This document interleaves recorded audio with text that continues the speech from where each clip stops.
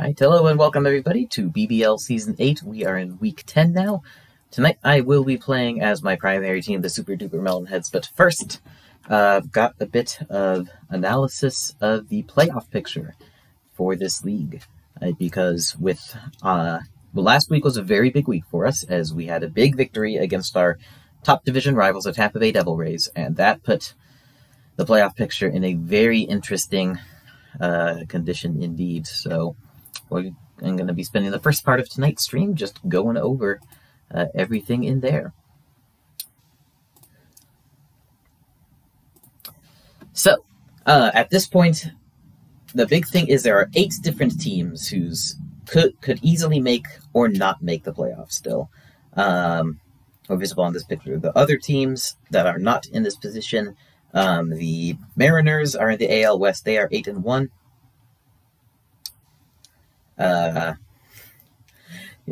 The Mariners are 8-1. They are leading the AL West and are almost certainly going to win the AL West as a division, especially with a couple of easy matchups coming up for them. And the Cardinals, Rangers, and Giants are all far enough behind at this point that I don't think they have any realistic shot at playoffs. Among the rest, though, we still have the division race in the AL East between the Devil Rays, Melonheads, and Twins. The division race in the AL Central between the Tigers, Pirates, and Monsters. And we have the wild card race, which encompasses all those teams plus the Hornets and Padres from the West. And so the graphic I put on the screen then with a grid of teams and the number there is the number of wins they have. So as you can see, 7 teams all within 1 win of each other, and the Monsters within a second win. So a very tight playoff race, and you can see if you look at the remaining games left in the top, there's a lot of, especially since there's so many of these teams, there's a lot of teams, matchups between these teams. So there's going to be a lot of important matchups here at the end of the season. Melonheads, for instance, are playing Padres, Hornets, Twins, and Devil Rays all before the end of the season still. So those could be some very important matchups there. If we look further down, I did today run some numbers and calculate specific odds of each team winning the division and wild card. Wrote a program to do this, analyzing the approximately 67 million, I think, possible combinations of results left. And so in the left column, there's the raw chances each team has at winning or tying for first in their division, assuming even odds to win every match. So you can see already the stranglehold the Mariners have over the West. The second place team there, the Hornets, have less than 6% odds at this point of even coming in first in the division. That is giving the Mariners a couple of likely wins that they're almost certainly going to take because of the circumstances and the teams they're playing. But basically, the West belongs to the Mariners. The rest, though, as you can see, it's neck and neck between the Pirates and the Tigers. In the Central, the Monsters don't have a great chance. But they do have a chance, about 24% odds to make the playoff, to win their division. Devil Rays still have a lead. Thanks to their 1-game lead, they still have the edge in the AL East, but the Twins and Melonheads are both still very much in it. And in the wild card, you can see it's very likely an AL West team will make it. Hornets have the most wins of any team here, tied with the Devil Rays, but the Devil Rays could win the division, in which case it won't be winning wild card. So Hornets right now are in a very good position to at least be in the conversation for wild card. Over almost 70% odds of either winning or tying for them. So, yeah, Monsters will very much be forging their own destiny with their remaining schedule. Padres have very good odds of making it if the Hornets don't, or at least tying for it. And Devil Rays, Twins, Melonheads, all very good odds there. It's not very likely that we'll have an AL Central team winning wild card, because they are behind in that race. Tigers and Pirates are 1 game behind in the wild card race, and that also means they're more likely to win the division than the wild card. So we'll see about that. And then I have one more column here with the given matchups. This is just, I ran the simulation again, but setting the results of a few matchups. Basically, I think the Melonheads have 2 matchups left this season that are very, very likely wins. The Devil Rays have one, while the Devil Rays have 1 very likely win, but 2 very likely losses left. in the season. In particular, the Devil Rays will be facing the Mariners this week, and that is going to be at Sandy Flats. Devil Rays are a team who's all about speed, and those sorts of teams don't do so well at Sandy Flats. So I think Devil Rays are going to get slaughtered this week. And week 14, coming against the Melonheads, maybe getting too cocky here, but the Melonheads beat the Devil Rays by a lot, and that was not at Tin Can Alley where we're at our best. So I think it's going to be even worse at Tin Can Alley. So I think the Devil Rays are almost certainly going to lose those, but they do have one very likely win against the Giants at home. Melonheads have 2 likely wins on their schedule. So I think ultimately Melonheads have very good chances of making playoffs just with this last win. There's 2 very likely wins still in our schedule. 2 more games, I think the odds are definitely in favor of us winning. So that's not reflected in here, but even without those, 70% odds of the Melonheads winning the division, or at least being in the conversation for that. Devil Rays' chances correspondingly get lower. But with this, don't discount the Twins. They're about the same with the given matchups because none of them involve them. Twins are still at about 30% even with that. So very tight 3-horse race in the AL East. And it's worth noting for all these also, there's significant chances still of ties in every race except for the AL West. Which, also worth noting, if the Hornets or Padres do win the AL West, it'll be, part of that will be a tie with the Mariners. So again, almost impossible at this point for the Mariners to not make the playoffs. And if they win this week, then that's pretty much completely sealing the deal. Also worth noting the tiebreakers teams have for the playoffs, and it's especially interesting here because it's almost like a sort of rock, paper, scissors situation here. Note, we've had a lot of different games between these teams, but they've got an even number of wins. So like 2 different teams have beaten the Devil Rays, but they've beaten 2 other teams. And it just kind of goes in circles with that. Every team has 2 tiebreakers they've guaranteed in the case of a wild card right now, except the Melonheads, who only have 1, but they have more games left to go against other wild card teams than most of them. Division tiebreakers, we're still not sure yet because there are 2 games of each series, and every team still has to play the other teams in their division again before the end of the season.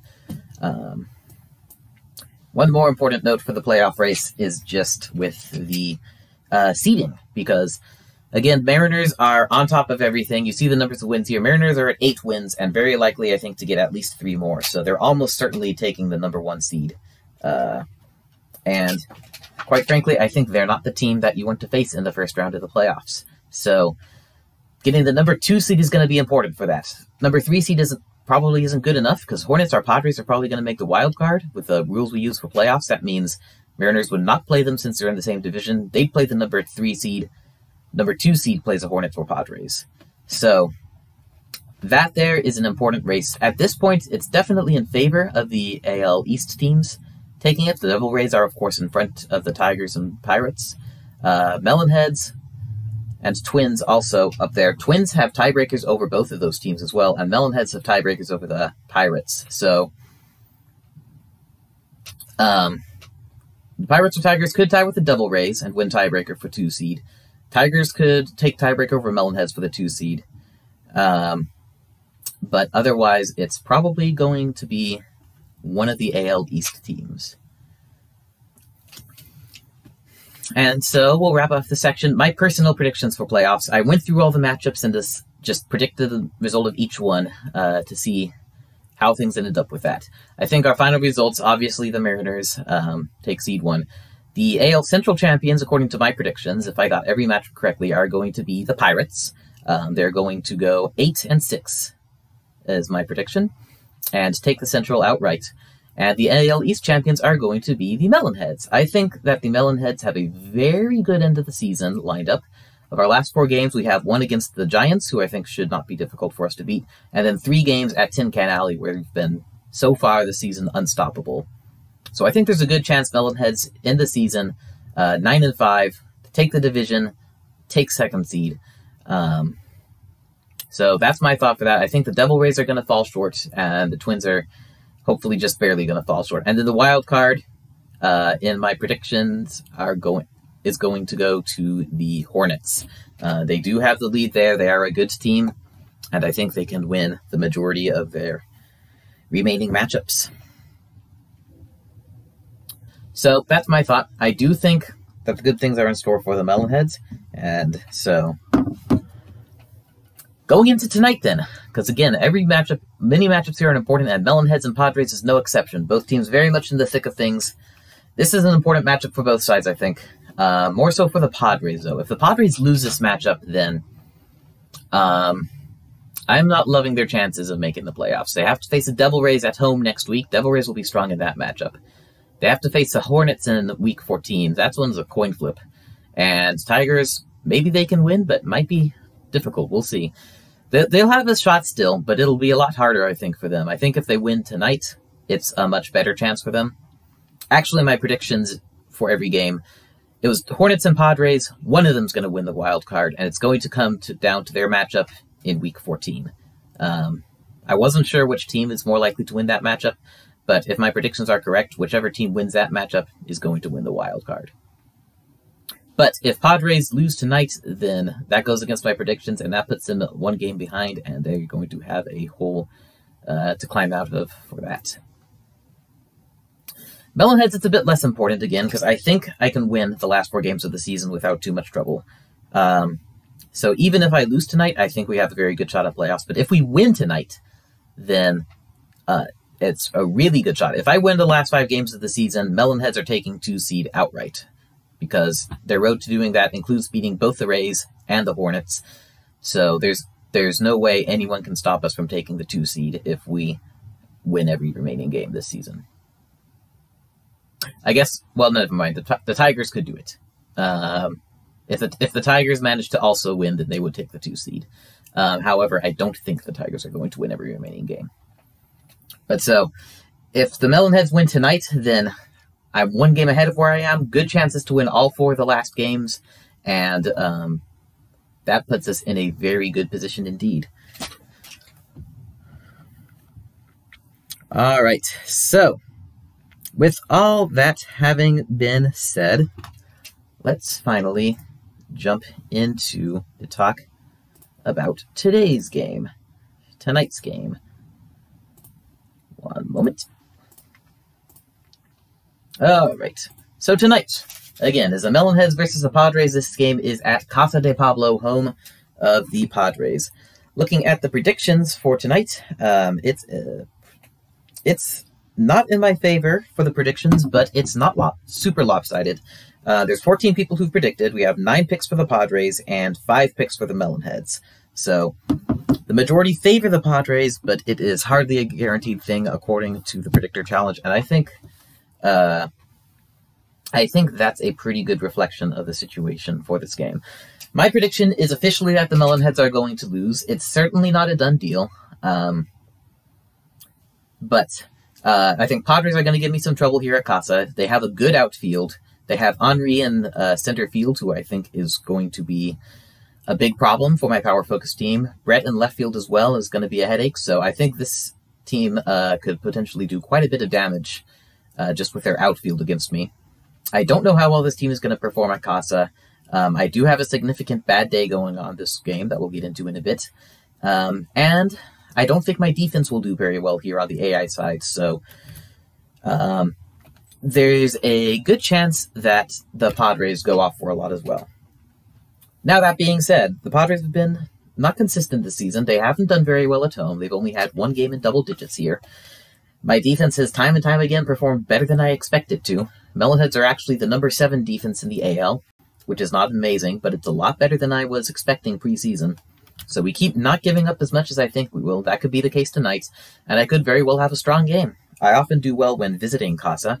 Not so well when it's my home field, but in away games I've done well at Casa. Oftentimes in the history of this league, Casa games have favored the away team, so there definitely is a shot that the Melonheads can win. But I do think that the odds favor the Padres winning. I also think this is going to be the most difficult remaining game of the season. Again, I think we have a good chance of winning the last 4 games. All right, with all that being said, my mouth is getting dry, but we're only getting started here. Let's jump right into the game. All right, so as I said, there's one significant bad day for this game, which could be a big nuisance, and that is the dreaded Lindsey Felgate bad day. The good news is that she still has full hitting ability. If she didn't, then I'd be totally sunk. So she can still at least hopefully hit home runs, but down from 10 running to 6 running, especially with the strong outfield the Padres have, she's not going to be as good as she normally is on offense. And that's gonna mess with my lineup some. So definitely no fun for me, and definitely swings the odds further in the Padres' direction. No other good or bad days on my team for this game, but that one is enough to put quite a question on this. So I thought a while today on how I was gonna shift my lineup for this game. And ultimately, I decided that I'm not going to shift it much at all. I'm just going to swap Jay and Lindsay. So Jay will be batting leadoff today. Lindsay will be down in the 5th position, hoping to bat in Fabian, if Fabian gets on base. And then I usually pair Lindsay and Sheila and Jay and Shane for no particular reason, just because I like to. So, I'm moving Shane up to the 2nd spot, Sheila down to the 6th spot, but otherwise, I am keeping the lineup the same today. And the fielding is also the way I want it, so that's going to stay as well. My strategy area is in fact going to be to go for more home runs this game. With the Padres outfield, and less speed on my side than normal today, I'm going to try for more home runs. We'll see how that works. Padres, I don't believe, have any significant good or bad days. Again, with this sort of team, my, oh, my bad. I apparently did not actually start the stream on Discord. Okay. Should be good now, I think. Somebody confirm for me.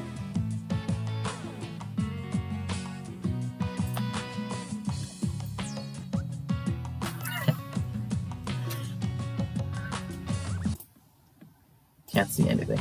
Okay. One moment. We are experiencing technical difficulties. There we go. Now I think it should be good. Alright. It's going to be awkward on the YouTube video, but I don't have the patience to edit this. So anyway, as mentioned previously, the Lindsay Felgate bad day.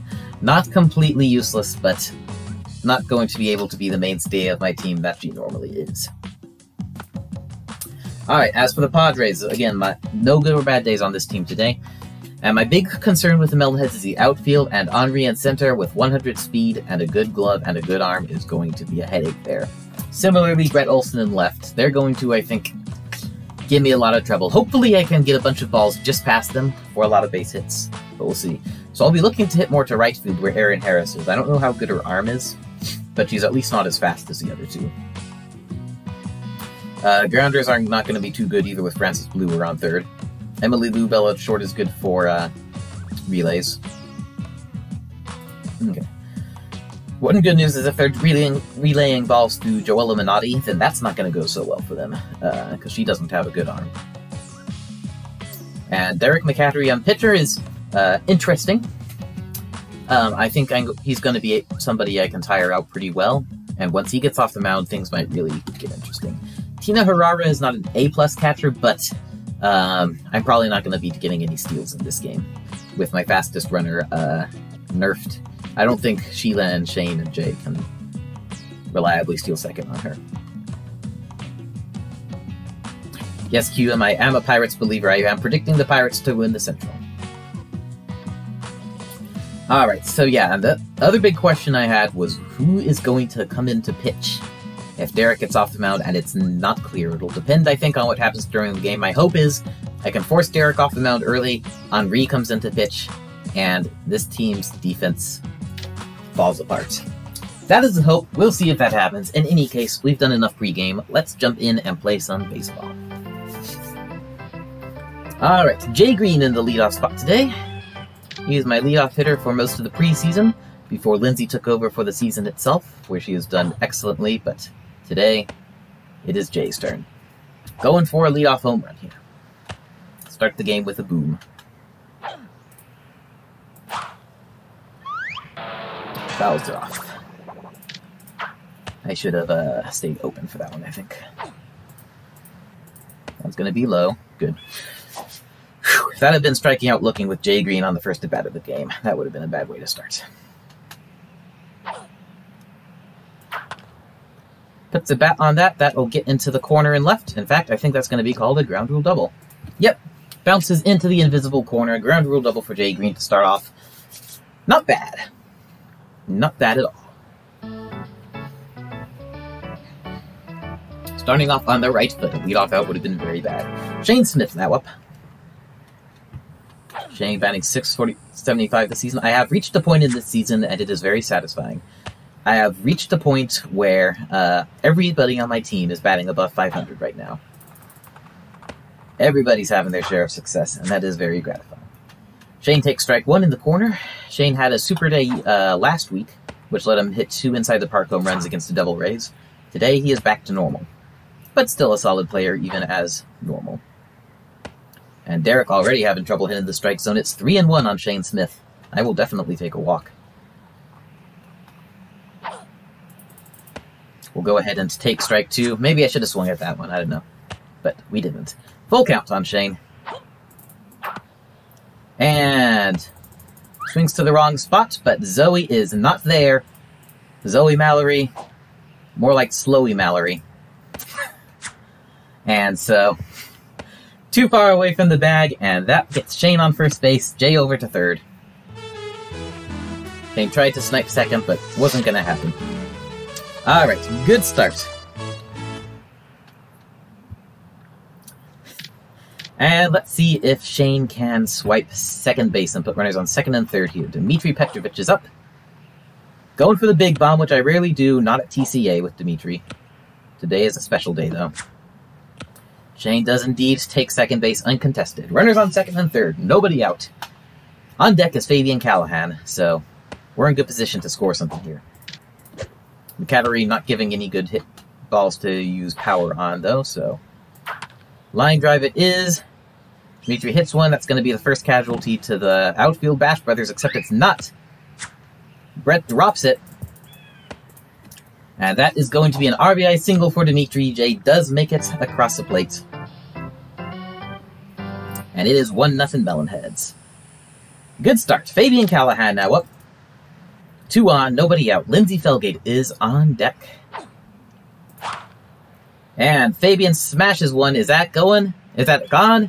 It is! Fabian Callahan, 3-run home run. Melonheads getting off to a great start here. 4-0, no outs on the board yet. Fabian had a slow start this season, but lately she has been on fire, and the same is true here. That's her 8th home run of the season. She now leads the team, one ahead of Lindsey Felgate, who is going to be going for the big bomb today with her bad day in running. 860, unfortunately, that's probably going to go down. But in the first 9 games of the season, I believe only 6 outs. Lindsey is the one superstar player who plays like a superstar player for me. And chose the wrong pitch to swing at. Dropped by Tina, though. Double dropped, and Lindsey will make it to first on that play. So even with a low pop-up, Tina couldn't make it. Lindsey on base. Continues a hitting streak. It might well have been. Sheila Basanti now up. I'm not so sure about if she can get Lindsey to second, but she should be able to... Oh no, oh no, oh no! And hits to the exact worst spot possible. Emily just needed to step on the bag and throw it to first, and so double play. Padres have a power-up. Rally is nipped in the bud, and that is not good. Heather Quinn now up, going to try to get on base. Emily drops it and flubs the throw, so Heather will, in fact, get on base. Single for Heather Quinn, who is doing quite well. Quite well indeed for a 9th rounder who hasn't been using many power-ups. I am definitely glad I picked her in this draft. She also fixed my AI defense. I am glad to have had Stan moved to shortstop. Phil Nevin now up. Gonna go for the big bomb. Not much else of a choice, really, with Heather on first. Regular line drive hit into the outfield. Gonna be an out. Stan Olafson on deck, and then the top of the lineup again. Derek has already thrown over 20 pitches this inning. Looks like I'm gonna get him off the mound early, so 4 runs in the first, even if I get out. And even with the power-up in play, honestly, this is a pretty good situation. And Phil, a bit over-eager apparently, swung slightly early on strike 1. 3-1 the count.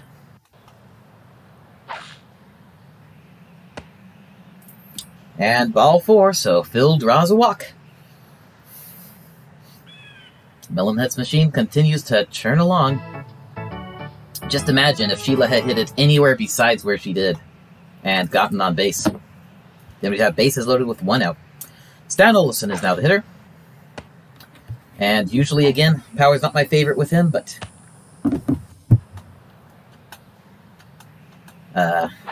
that's what the situation calls for here. Looking good, but fouled off.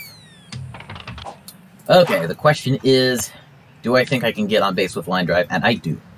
Going for line drive. If we hit the ball to the right place, Heather can get to third without much trouble. And oh, but no! Sneaky, sneaky pitch by McCattery. And Stan is caught looking for the 3rd out. 2 left on for the Melonheads then. But still, successful first inning. We put 4 runs on the board. 4-0 Melonheads, and we still have 5 innings to go. And McCattery most of the way done.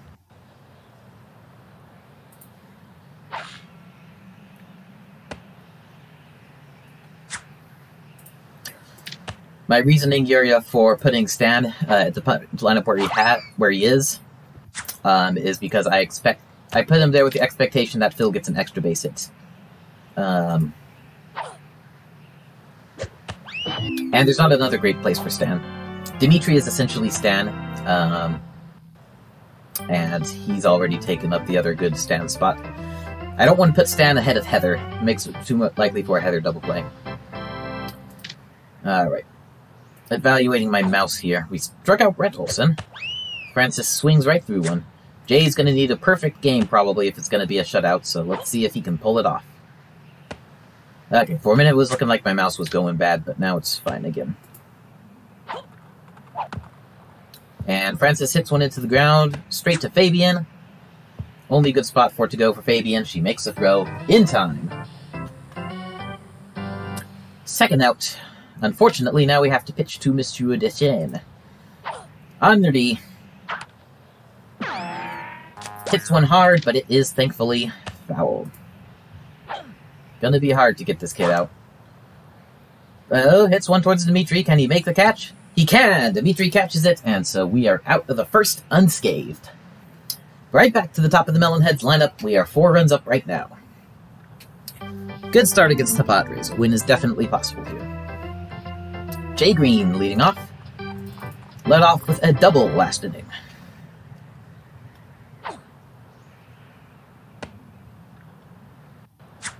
Low for ball 1. 1-0 the count. Going once again for the leadoff home run because why not? Jay, though, not the most home run hidden player on the team here. I can't remember how many he has, but it's less than Lindsay and Fabian at least. Smacks one to deep center here, though. Ooh, Henry going back for it. Is he going to make it on time? He makes it on time to bobble it. That is going to be another leadoff double. No, leadoff triple for Jay Green this time. Bluebell taking too long to get to the ball. Runner on third. Nobody out. Henry just barely got to the ball, and so that usually means an error if they just barely get to the ball before it comes in for the play. Okay. Hold please 1 moment. My mouse is giving me trouble, so I need to swap.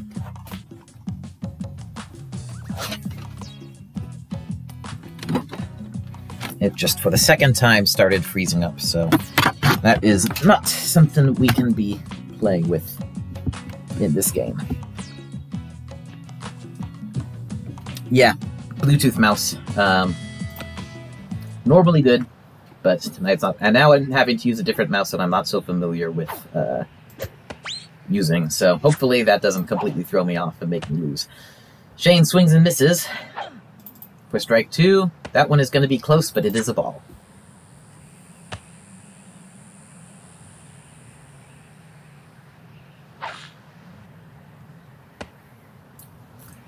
For the first several years I used a laptop. I was always just going around from place to place around college campus, so wireless mouse made sense, and Shane hits the corkscrew. It is foul, though.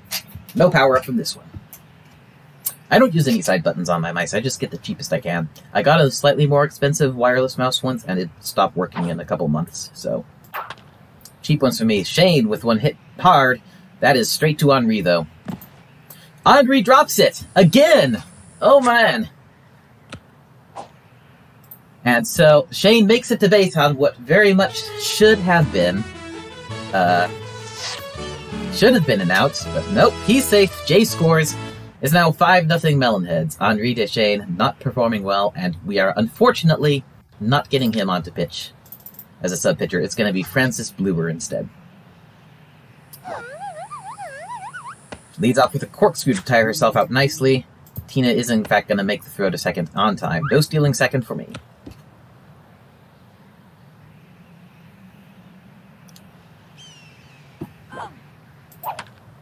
And Dimitri hits one up the middle. Nobody is there to catch it. Henri is there to get it on the bounce, but it bounces past him. Casa funny bounce, and everybody is safe. Unfortunately, Shane can't make it to third. But nice single there for Dimitri. 2 on, nobody out. Fabian up to bat. She hit a home run in this situation last time. Fouls one off.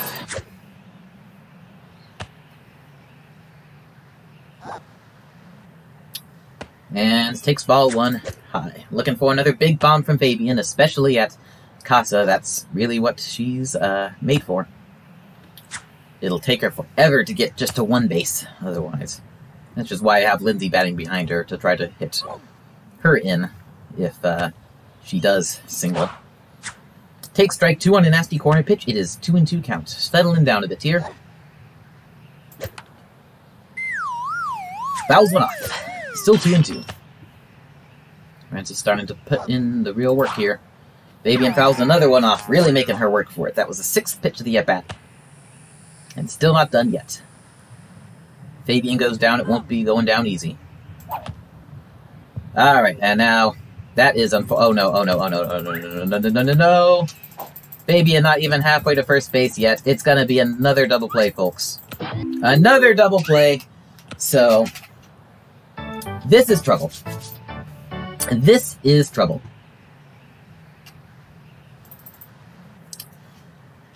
Two double plays, so there's 2 power-ups now in play for the Padres. I'm currently up ahead by 5, but it's going to be a lot less than that probably later. Hopefully, Lindsay can keep the rally going here, knock in a couple more runs, get us ahead by more because we're going to need it. 1 on and 2 outs. Unfortunately, Fabian hit the little grounder to the perfect spot for the easy out at third, and then an easier out at first. 3-0 for Lindsay, takes strike 1. I'm trying not to give up any hits, but I almost never succeed at that. I've only thrown 1 perfect game in my BBL career ever. And Lindsay walks on 5 pitches, which is not exactly what I needed. Sheila, not the best hitter to try to advance a slow runner to second on. But we'll see. She definitely could make it happen. Especially if we get a good hit to right.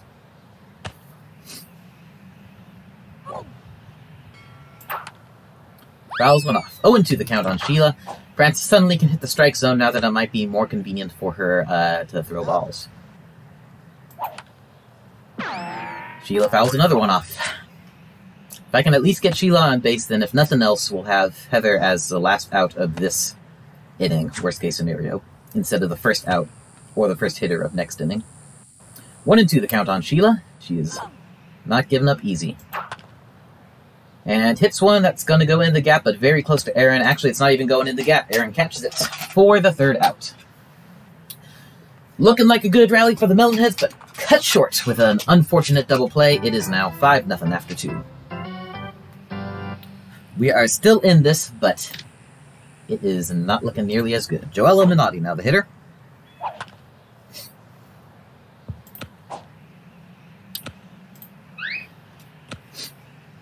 Hits one to short for an easy first out, bringing up Derek McCattery.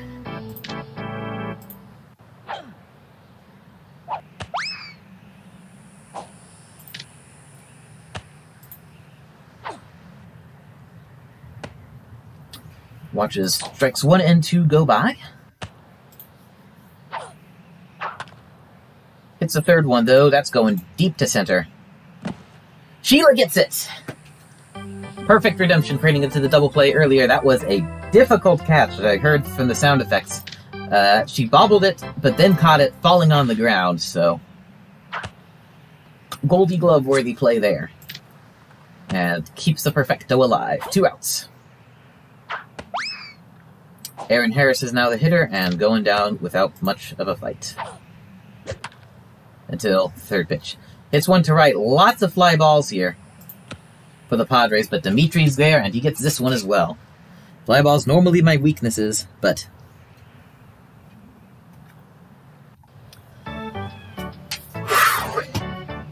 so far I'm getting away with them today. Heather Quinn is leading off with the Melonheads in the third inning. Not exactly big leadoff material, but hey, if you can get on base and Phil can hit one over the fence, then that works. Getting close to getting the power up for her last inning, but didn't actually make it. And if nothing else, Heather can use up more pitches for Francis, get her tired out, get her further away from the mound. 3-1 the count for Heather, looking like she might very well make it a first, although now it's going to be all nasty strikes. Nope. Ball 4. That's a third walk by the Padres this game, second by Bluer. And Melonheads get one on early. Phil Nevin now up. He walked as well in his first at-bat. Going for something a bit flashier today. Runner on first, no outs. Francis with a nasty strike. With the first pitch. Ball 1. Francis with a lot of heats there. That's not good for her stamina either. Low for ball 2. 2-1 the count. I think Francis might well come off the mound before I hit 10 runs here. And that is ball 3. 3-1 is a count on Phil. I don't particularly need him to draw a walk, but if he does, then I'll take it. That is strike 2, taken. Gonna have to swing at this one. Dinky grounder. I don't think there's any risk of a double play, though. Heather is out at second, but Phil has enough time to make it to first easily. Fielder's choice in for Phil Nevin. Not super duper, but it works. Stan Olafson, the hitter now. 0 for 1 today with a strikeout. Caught looking to end the first. Going for a big hit there on a juicy-looking pitch. Fouls it off instead. 0-1 is count. I did have Stan in the Power Bats Only side season, Keeper League. He did pretty well there.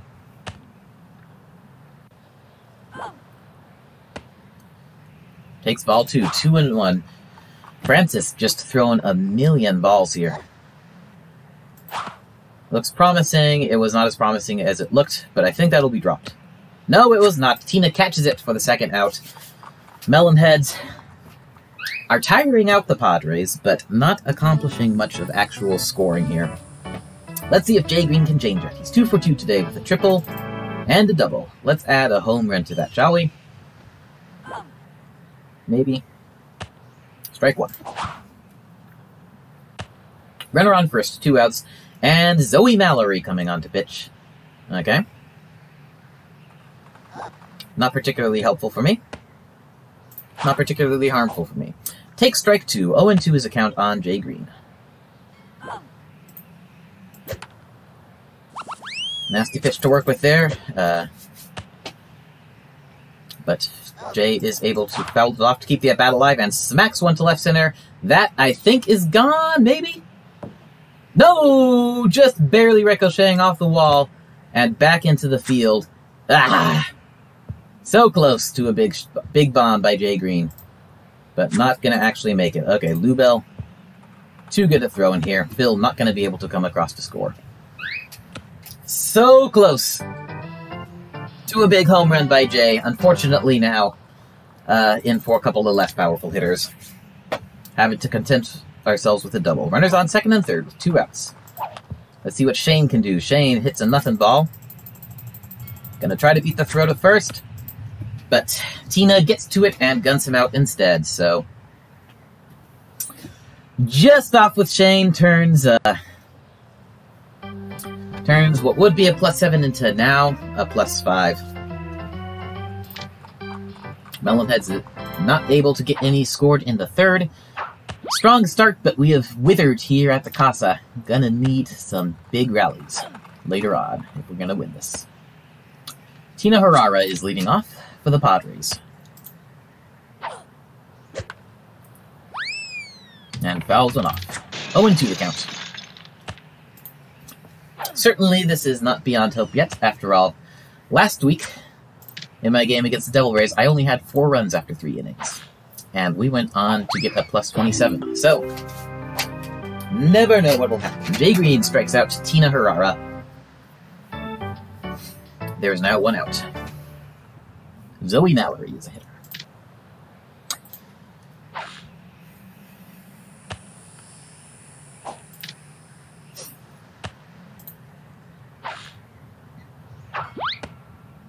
Swing and a miss for strike 2.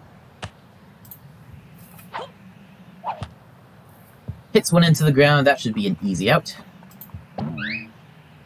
Lindsay's slowed down speed from the bad day, all too apparent in that play.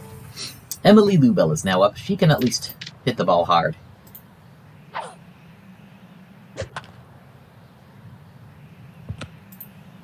But she does not get the big bomb here. Instead, gets a 3rd out.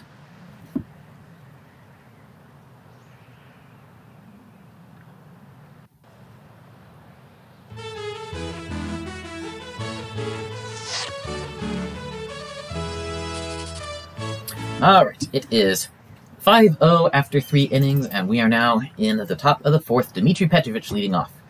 Could go power here. And look for the big bomb, but I don't think that's super likely with Dmitry, honestly. Better going for a base hit. And that was a perfect pitch to get it on, and then I failed anyway. Low for ball 1. Hoping to burn through Zoe on the mound here. Hits one that is going in the gap, but to a dangerous spot in the gap. Henri gets it and lasers it to first. Gets Dmitry out anyway.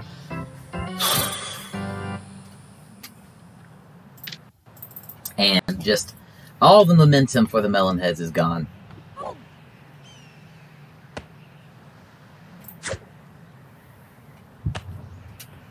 Should have been a base hit for Dmitry. Didn't get it. Fabian now up with nobody on, which is a very sad situation for Fabian to be in, indeed.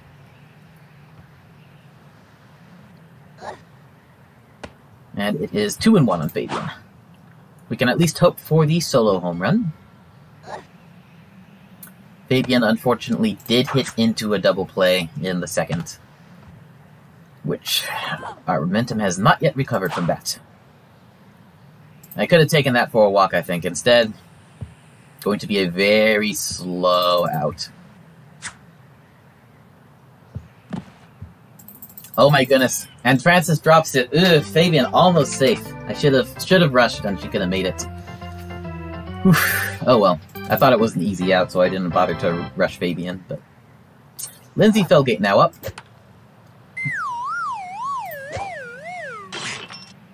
One for one today. Hoping for a big bomb.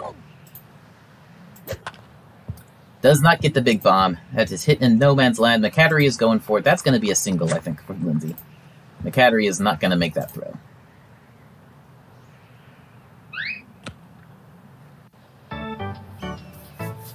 Alright then. 1 on, 2 outs. Sheila up. See if she can make it on base and make Heather the third out instead of the first out of next inning. That's the sort of situation we're at right now. Well, high one for Sheila, but Erin is there. She's got it. She does not drop it. One in fielding, but she's not acting like it. Doing a much better job than Henri out there in the outfield. And the fourth inning is done for the Melonheads. Folks, if we don't get something going here, then this is going to be a pretty easy win for the Padres tonight. Which, again, I think we still have good playoff shot, even with that. But I would love the even better playoff shot. A near guaranteed second seed. McCattery struck out. Excuse this is not McCattery. McCattery may have struck out. He did not. Brett Olson was up. He is not up anymore. Strikes out for the second time this game. And now, the... Oh, wait, no. Frances isn't even that dangerous of a player anymore. She is dead tired. As long as she doesn't hit it over the fence, she's an easy out.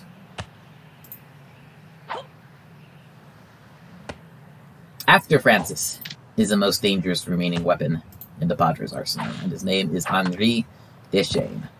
Francis on pitch number 3 hits one straight to Jay, knocks him over with one to the knees, but he's able to recover and throw her out anyway. Play randomly not ending until Heather throws the ball back. Alright, most difficult batter left in this game. Monsieur Henri Deschênes. He's only batting 281 as an AI, which I think... I don't know if there was ever any confirmation for this, but I'm willing to believe that. Usually, that means he's less likely to get a huge hit. Also less likely if I just paint the corners. Oof, big hit there. That's not a home run, at least, but... Well, it doesn't need to be a home run to be devastating. Alright, folks. Let the blood let him begin. Sheila relays it through... Oh! Henri going for home. And Lindsay drops it. No! Lindsay drops it. Henri scores. But the good news is... no power-up onslaught. Almost got him. Ran the ball in just a bit too long with Sheila.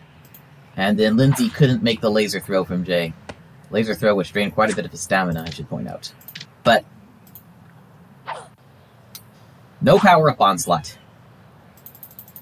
One run from the Padres, but hopefully that'll be it. Oh, no, Jay. Oh, Jay is frustrated with Lindsay after that drop. He knocks her aside and grabs the ball for himself for the third out. So, Padres scored one run, but only one run. Time for the second part of the puzzle, the part where we figure out how to score runs again. And the Melonheads put some more runs on the board. A +4 is not going to cut it in this match. I cannot believe that the Padres are going to score only 3 runs against this team. 0-2 for Heather, as I swung through a good one. That one's going to be high for ball 1.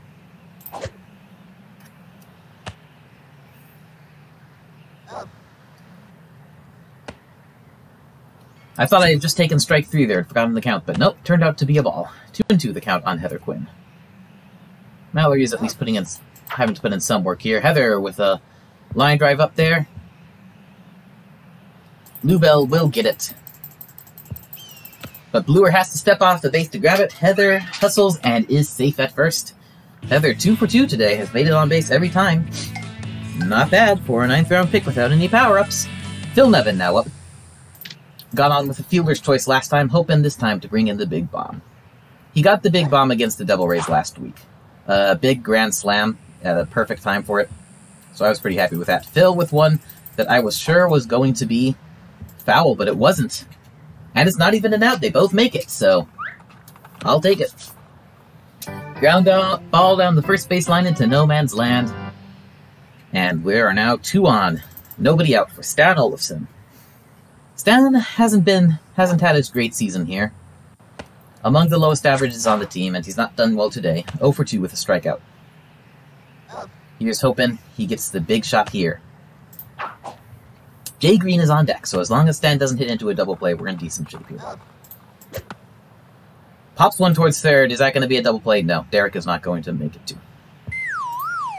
He does not even catch it. That is a foul ball, ladies and gentlemen. Gonna do line drive with Stan. Good chance of a fielder's choice, but better than power with 2 strikes, I think. With a not great power hitter. Inside for ball 2.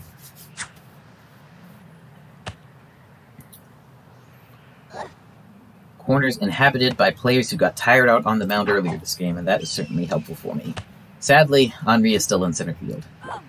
That was what I was really hoping to avoid. And after that foul ball, Zoe seems to have no more fight against Stan. He draws a walk. The bases are loaded. Nobody is out. Guess who's up, folks? Jay Green. 3 for 3 today with a triple and 2 doubles. Just missed out on a home run last time. Let's see if he can get it this time. Reigning MVP Jay Green. That was anticlimactic. Perfect pitch, but I swung just too early. Inside for ball 1. 1-1 the count. I mean, Jay's done well at getting on base this season, obviously. Batting over 700, which is positively amazing for me, especially. But he has not exactly been the king of the BBL that he was last season. Sharp 1 goes foul.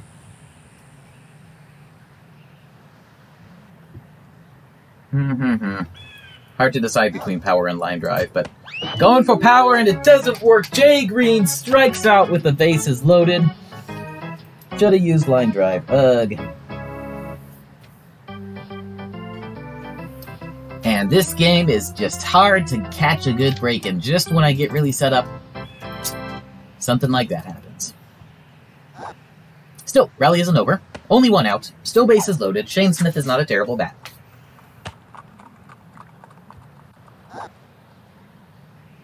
But that was a golden opportunity there. 1-1 is a count.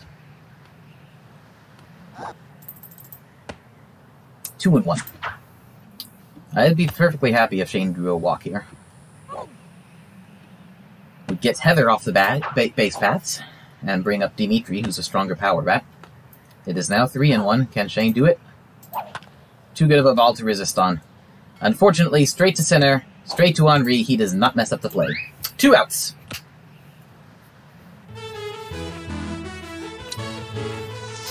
That brings up Dmitry Petrovic. He's 2 for 3 with 2 singles.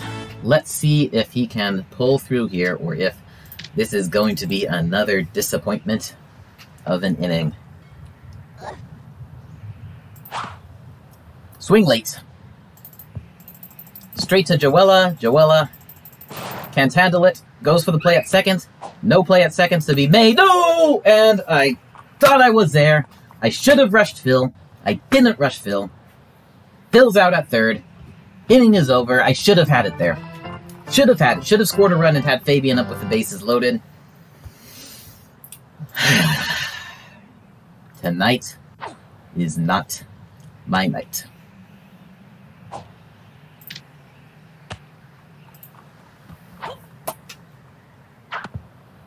Fabian and Nerfed Lindsay will lead off the next inning, which means not great chances at getting the big rally.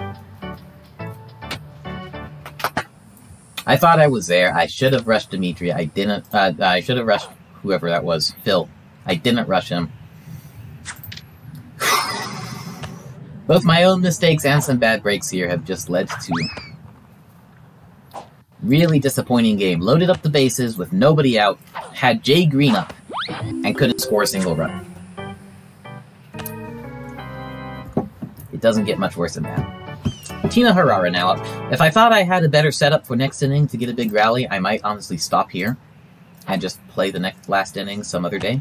I'd hope to do better, but it's only 1 inning. It's Fabian, Nerfed Lindsay, Sheila coming up to bat, and then the bottom of my lineup, so I don't think it's going to be particularly better on a different day. Tina swings and misses for strike 2. So go ahead and juice up in preparation for the next inning in case he gets to bat. Tina hits one into the ground. Should be an easy third out. Jay gets it. Throws to first. Heather drops it. No. Uh-oh. Uh-oh. Heather with the drop at a bad time.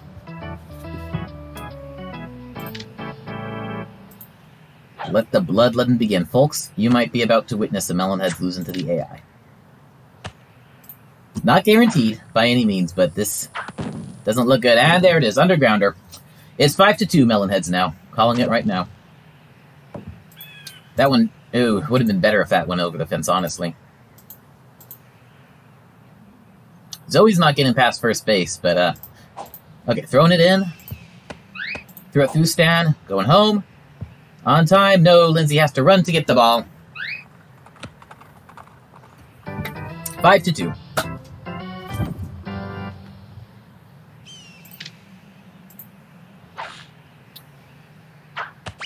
Well, I don't know how much. This is another one of those games. I don't know how much it is the team that I faced specifically that made me do poorly. There haven't been really times when I noticed, ooh, this Padres defense is good. It got me. Emily just struck out trying to bunt, by the way, so there's that. But I've just struggled this game, and I think it's just been not hitting at the right time. So, yeah. Anyway, Emily's out. Padres are done in the 5th. Still have a +3 at least. Let's see if we can add some more in. Fabian and Lindsay up. They are both just for home runs here this game.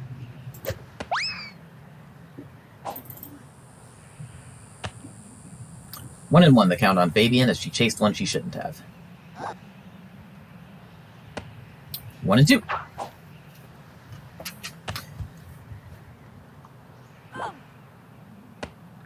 And 2-2. You can call that luck if you want, Ace. I call it skill to get them to waste 2 crazy bunts like that. Pure pitch and skill that you're jealous of because you don't know how to do anything besides pitch for contact. Alright, 2-2 is the count on Fabian.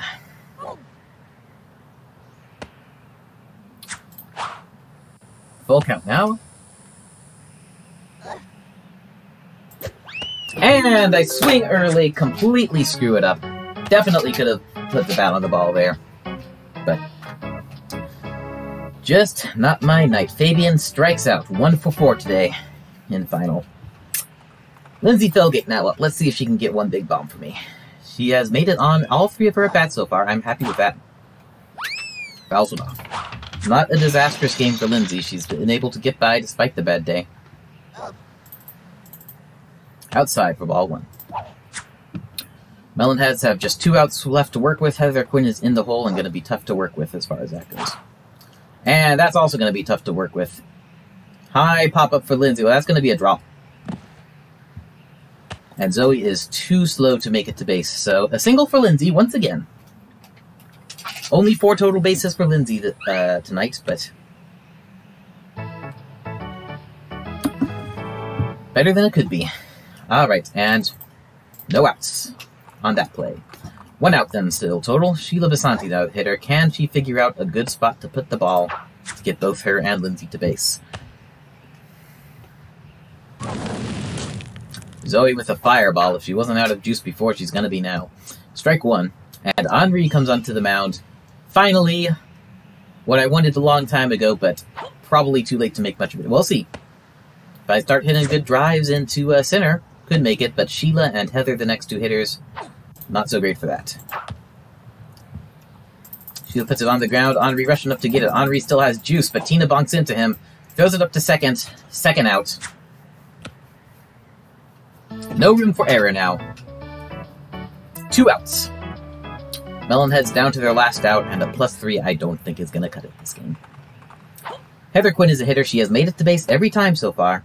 2 singles and a walk, so definitely we're not out of tricks yet.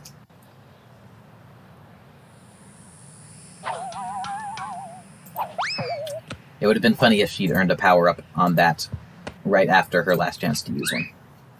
But no, power-ups have not been my thing this season. Heather's got maybe 3 swings total. And of those swings, only like 1 worked out, so that 550 is mostly natural, folks. 2-1 is a count now on Quinn. That didn't sound good. Pop-up, Brett is coming in. Is Brett going to get it? No! 1 hop, and he doesn't even get it on the hop. And Joella doesn't get it at second. Nobody there to get the ball. Sheila going to take third base. Yes, please. Could have been in trouble there, but Emily did not go for the play. Alright, folks. All we need is 1 big... Wasn't that risky, I don't think. It ended up being almost as risky as it could get. I thought Joella was going to get it. If Joella got it, no risk at all. All we need is one big bomb from Phil here, and we're back in business. And we are back in business, folks. 3-run shot by Phil Nevin. Melonheads weren't out of tricks just yet. Phil coming through at a big moment to do it. 296-foot dinger. It is now 8-2 Melonheads.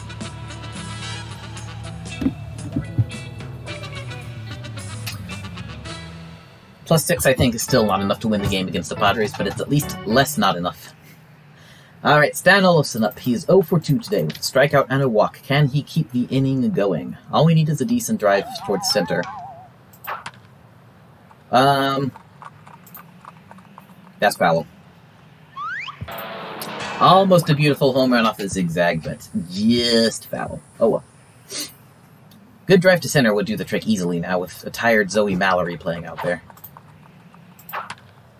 And that is exactly what I was looking for. Easy hit for Stan. Unfortunately, Brett's there. So it's only going to be a single. Still, Melonhead's train rolling now again. Jay Green is up. He had the bases loaded and nobody out and struck out last time. Let's get some redemption and finally get that big bomb we've been looking for from him all game. What do you say? That's a foul. That's just long enough for me to get nervous. I think if Henri was at full stamina, that would have been a really, really devastating third out. Fortunately, he was too slow. And there you go. That is a certified Jay Green big bomb for you. 2-run shot by Jay, and just like that, it's 10-2 Melonheads.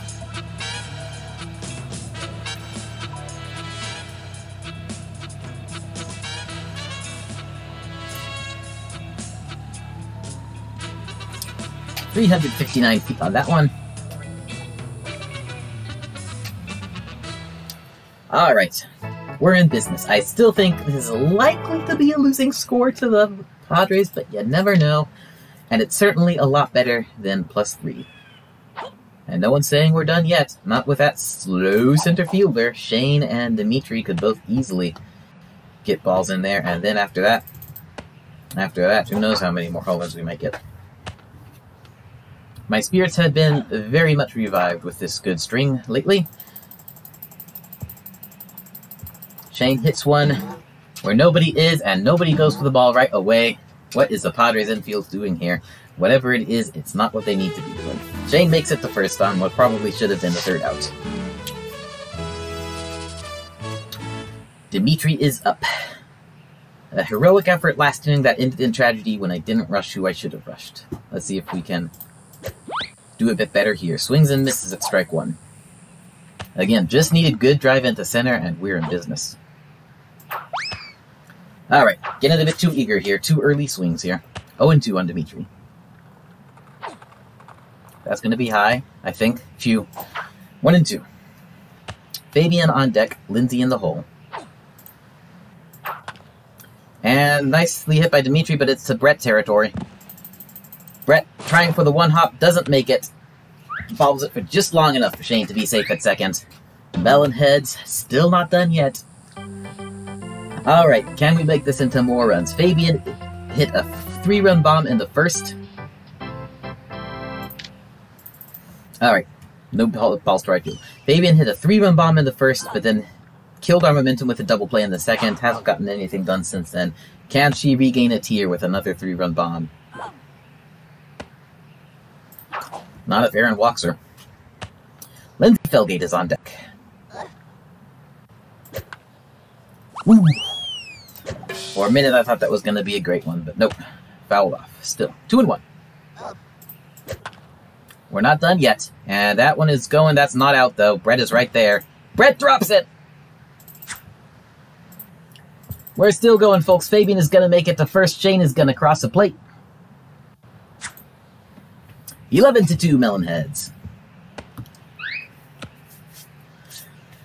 So many dropped balls by the Padres outfield. So many errors and so much by advantage. Alright, Lindsay is 3 for 3 today with 3 singles. Can she get a big one? Got a lot of her running drained to her nerve, but kept all of her hitting, at least nominally. Ugh. 2 nasty pitches in a row. 0-2 the count. That's going to be outside. Ball 1. Can we get the big bomb from Lindsay? We certainly could use it. Nope. Pop up. And, well, it might drop. It does drop. Can Fabian make it to second somehow? Nope. Even with tired Derek trying to throw the ball, not quite able, and rushing as hard as she can't make it. The rally ends there, but hey, 6 runs in the 6th inning. I'll take it. And Sheila was on deck. Heather was in the hole. With Fabian on second, it was going to be a tall order in any case. If only that had happened an inning or 2 sooner, this could have been a big game. Still, a decent performance. We scored 11 runs. That's pretty good for this Melonheads team on the road. Better than most of its road efforts. We have a chance. Small chance. But we have a chance tonight. And Brett Olsen strikes out. Oh, crap. We have to face Henri one more time. Padres got enough hits earlier on that we've got their big bats coming up again. We're not out of the cold just yet, folks.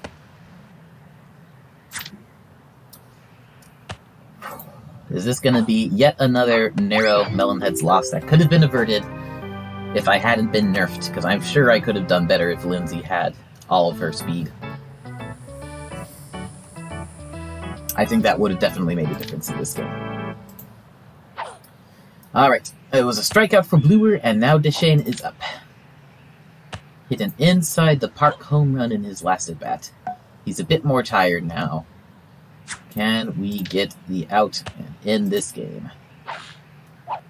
Boom! Strikeout. Jay's 8th of the game. And that, folks, will do it for tonight. Final score in a very up-and-down game is Melonheads 11, Padres 2, +9, and JY Knight will be playing shortly, and we will see what he does with that. But before we get to that, let's take a look quickly at our stats and around the league. Where's my other team? The Royals lost narrowly to the Fishes in the around league. That might well end up happening. A's being the Bombers, you heard it here first. Alright, stats for this game. Everybody got some action in. Sheila notably had a really tough game for her, though, compared to normal. Only 1 hit and 4 at-bats. Stan 1-for-3 also struggled. Player of the game for me today is going to have to be Phil Nevin. 3-for-3 with that big 3-run shot in the 6th to really start another rally going for us. Right when he needed it. He was good all game long. Jay Green also did quite well in the new leadoff spot. 2 doubles, a triple, and a home run. Only batted 2 in, though. That strikeout with everyone on is... Ugh. Jay did decently on the mound. 3 hits allowed, 2 runs allowed, 8 strikeouts. Not bad, especially considering what he was up against. Alright, and finally, next week, we are going back home and we are facing the Hornets in what will be the new toughest matchup left of the season. Les has gone off against me before at Tin Can Alley. He might do it again. We'll see. Gonna try to score so many runs that it's not even relevant. That'll be next time. Until then, thanks everybody for watching. It was fun. See you later.